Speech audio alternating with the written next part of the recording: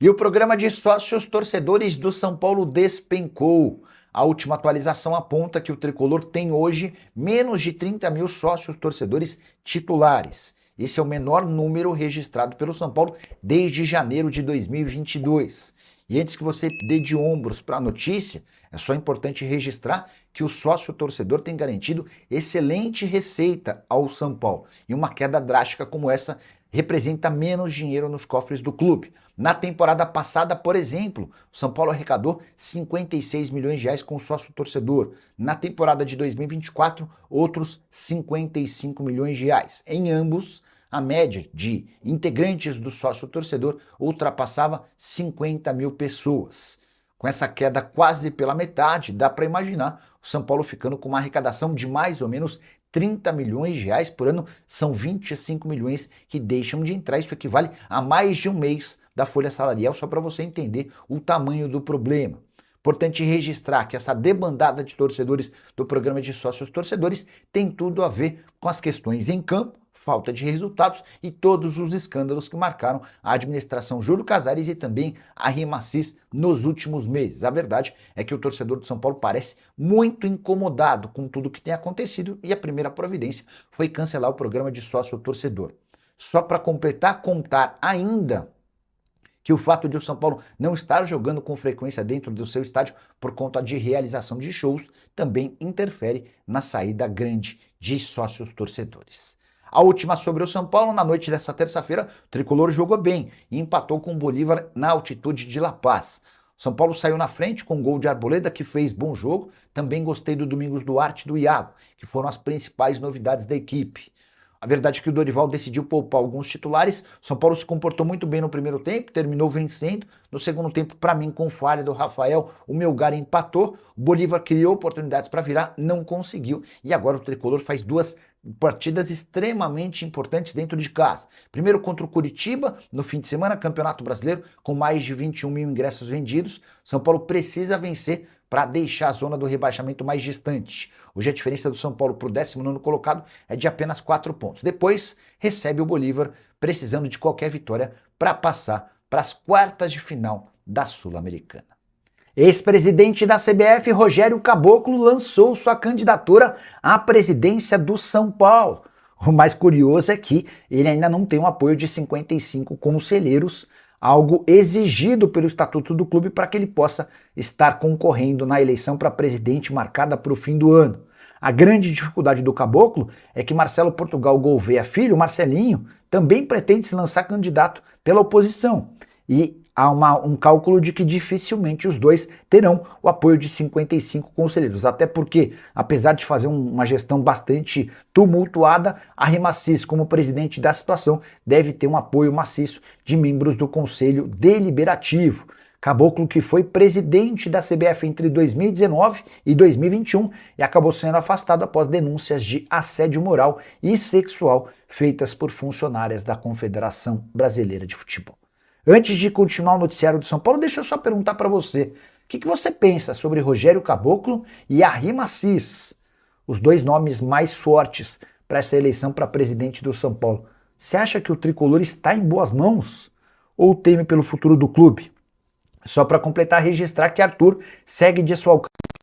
Ele não viajou com o time para enfrentar o Bolívar em partida da Sul-Americana na altitude de La Paz. Rian Francisco e Isaac são as novidades da delegação que já viajou para a Bolívia. E se você é torcedor são paulino, saiba que as pessoas dentro do São Paulo continuam trabalhando para que a SAF não aconteça. E eu vou te explicar por que de mais essa afirmação. O tricolor está discutindo uma ampla reforma no estatuto e queria destacar em especial o artigo 58. Havia uma discussão sobre a exigência de um percentual de aprovação dentro do Conselho Deliberativo para que a SAF fosse aceita. O atual estatuto trabalha com 75% de aprovação do CD e havia um grupo pedindo que essa exigência caísse para 50%. Ou seja, você faz uma reunião no Conselho Deliberativo. Se metade das pessoas presentes votarem a favor da aprovação, o São Paulo poderia se transformar numa SAF. Mas adivinhem que a comissão montada para apresentar e sugerir essas mudanças manteve os 75% de aprovação do Conselho Deliberativo para que o São Paulo vire uma SAF.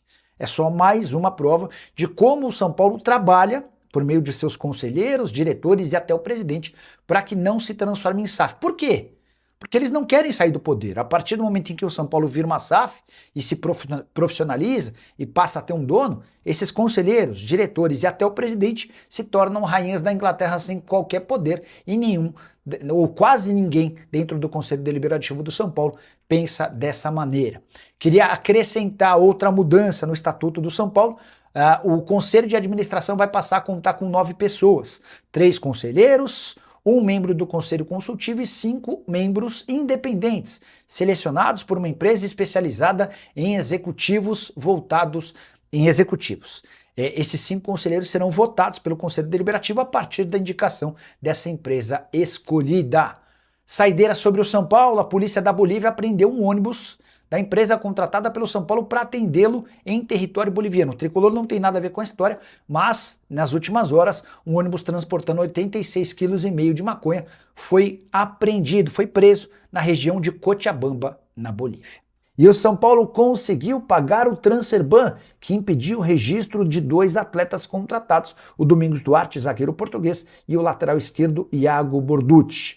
A dupla deve ser registrada nas próximas horas e ficará à disposição para o confronto contra o Grêmio. A pergunta que você deve estar se fazendo, de onde o São Paulo conseguiu 6 milhões e 100 mil reais que devia ao Alásio pela compra do Marcos Antônio. O tricolor não deu mais esclarecimentos, mas o que dá para entender é que pode ter sido uma antecipação, um adiantamento ou até um empréstimo, até porque o São Paulo se vê muito perto de conseguir antecipar 140 milhões de reais do acordo com a Ticketmaster. Fui o primeiro a cravar que o São Paulo já havia sacramentado o acordo com a Ticketmaster, que vai ser responsável pela impressão de todos os ingressos para jogos e shows, além também de cuidar do programa de sócio-torcedor. O acordo é de 250 milhões de reais por um vínculo de 5 anos. O presidente Arrim Assis vai antecipar 140 milhões de reais desses 250 milhões que poderiam ser arrecadados ao longo de 5 temporadas.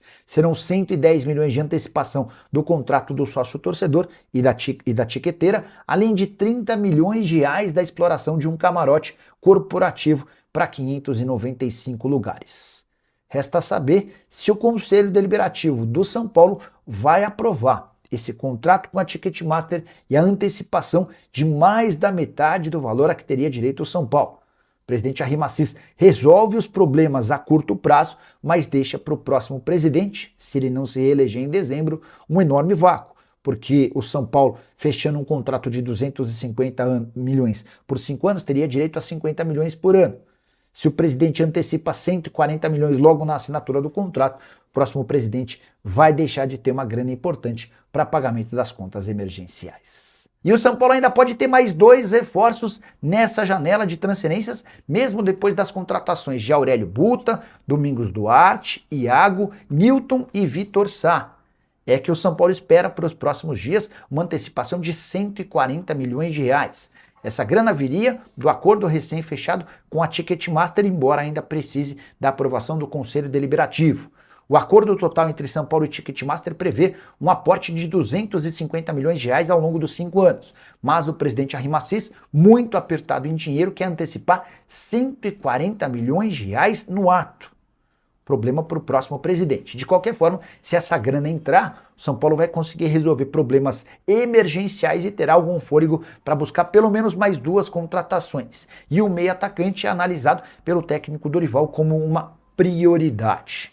Você, São Paulino, pensa o que sobre a antecipação de 140 milhões de reais? E se estivesse na cadeira do presidente, quais reforços ou que posições você buscaria? Quais são para vocês as principais lacunas desse elenco tricolor? Só para completar, registrar que o São Paulo tem negociações para emprestar o Paulinho, atacante que quase se mudou para o Botafogo, foi artilheiro da Copa São Paulo de Juniores, ele está indo para o Torrense, da segunda divisão do futebol português. Empréstimo gratuito e opção de compra fixada em 1 milhão de euros. Fala pessoal, estamos aí com atualizações importantes do São Paulo. Se inscreva e ative o sininho para receber mais atualizações do Tricolor. Deixe seu like que é muito importante para o crescimento do canal. Utilize o espaço aqui embaixo para registrar sua opinião. Ficamos por aqui com mais esse giro de notícias. Um abraço e até o próximo vídeo.